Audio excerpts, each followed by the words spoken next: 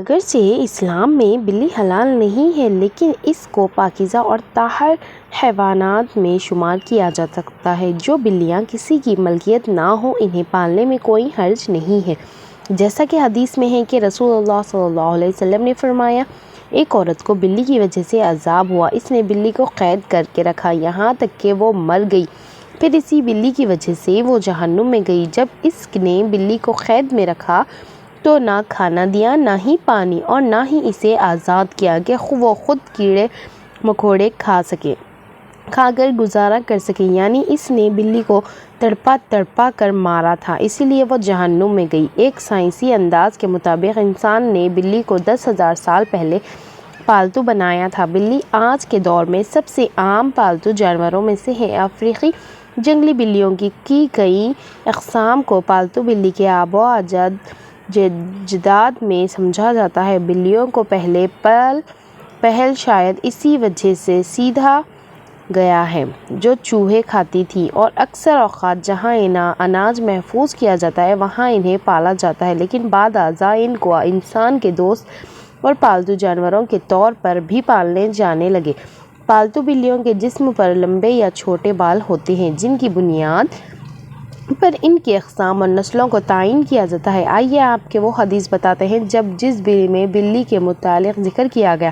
روایت سے یہ بات ثابت ہے کہ بلی اگر کھانے میں سے کچھ کھا جائے یا پانی پی جائے تو وہ پیلدار اور نجس نہیں ہو جاتا، کیونکہ حدیث مبارک میں ہے کہ ایک عورت نے عائشہ رضی اللہ تعالیٰ عنہا کے ہریسے بھیجا اور وہ نماز پڑھ رہی تھی۔ اس عورت نے ہریسہ وہیں رکھ دیا تو بلی آئی اور آ کر اس میں کھا گئی۔ حضرت عائشہ رضی اللہ تعالیٰ نے نماز کے بعد اسی جگہ سے ہریسہ کھایا جہاں سے بلی نے کھایا تھا، اور فرمایا، بلا شبہ رسول کریم صلی اللہ علیہ وسلم کا فرمان ہے، یہ بلی پلید اور نجس نہیں، بلکہ یہ تو تم پر آنے جانے والیوں میں حضرت عائشہ رضی اللہ تعالیٰ عنہا بیان کرتی ہیں، میں نے رسول کریم صلی اللہ علیہ وسلم کو بلی کے بچے ہوئے پانی سے وضو کرتے ہوئے دیکھا۔ جہاں تک گھر میں بلی پالنے کا سوال ہے تو فقہ کا کہنا ہے گھر میں بلی پالی جا سکتی ہے، ایسا کرنے میں کوئی حرج نہیں ہے، کیونکہ بلی نہ ہی موذی جانور ہے اور نہ ہی نجس۔ ہر شخص کو معلوم ہے اس میں کوئی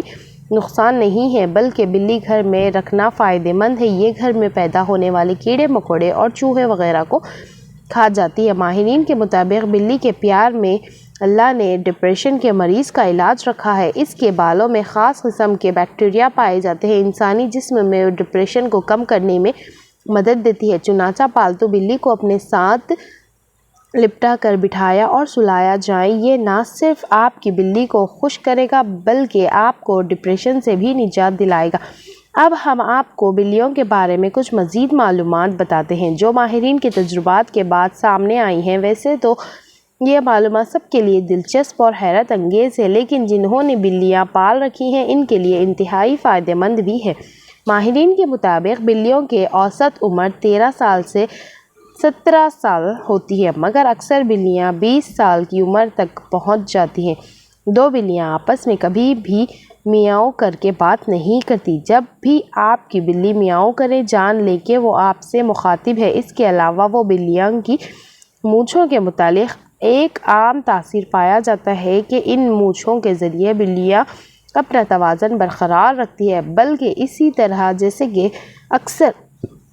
اکثر تاثیر سینکڑوں والے جانوروں کے لیے متعلق یہی تاثر پایا جاتا ہے۔ تاہم ماہرین کا کہنا ہے کہ یہ تاثر سراسر غلط ہے۔ بلی کی مونچھوں کا اس کے جسمانی توازن کے ساتھ کوئی تعلق نہیں۔ ماہرین کا کہنا ہے کہ بلیوں کی مونچھیں دراصل ایک سینسر کا کام کرتی ہیں، یہ فاصلے، جگہ اور متعلق اشیاء کے سائز کا پتہ لگاتی ہیں اور بلی کو اس سے آگاہ کرتی ہے۔ حتیٰ کہ اندھیرے میں بھی بلی اپنی مونچھوں کے ذریعے کسی بھی فاصلے یا کسی بھی چیز کی سائز کا چلا لیتی ہے۔ رپورٹ کے مطابق بلی کی مونچھیں تنگ جگہوں یعنی چوہوں کے بل وغیرہ کے سوراخ کی چوڑائی کا بھی اندازہ لگا لیتی ہے۔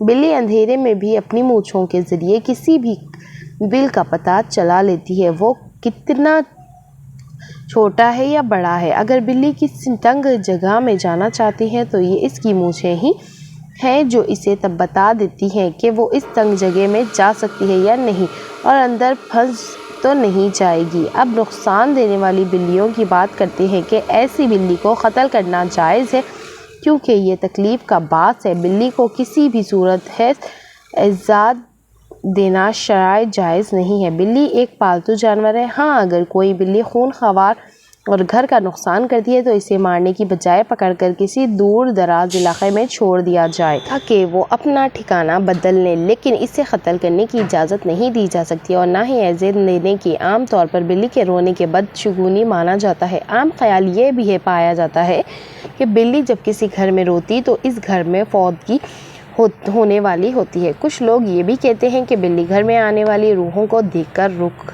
رک رہی ہے۔ یہاں حضرت شاہ شمس تبریز سے منسوب ہے ایک واقعہ بیان کرتے ہیں۔ حضرت شاہ شمس تبریز رحمۃ اللہ علیہ سے پوچھا گیا، آپ کہتے ہیں کہ بلی کا رونا انسان کے لیے بہتر نہیں ہوتا، ایسا کیوں؟ آپ نے فرمایا کہ خلقت آدم علیہ السلام سے لاکھوں سال پہلے جب زمین پر جنات رہتے تھے، کچھ مخلوقات سے جنات نفرت کرتے تھے تو کچھ سے پیار، ویسے ہی جنات کا راجا عزرائیل جس کی ایک بیوی تھی جس نام کبیرہ تھا، وہ بلیوں سے پیار کرتی تھی اور اس کے آس پاس بلیاں ہوا کرتی تھی اور یوں جنات اور یہ بلیاں ساتھ ساتھ رہنے لگی، پیار کرنے لگے۔ بلیوں کی جتنی بھی نسل زمین پر موجود تھی، اس کو کوئی تکلیف ہوتی تھی تو اس کا بدلے جنات لیا کرتے تھے بدلہ۔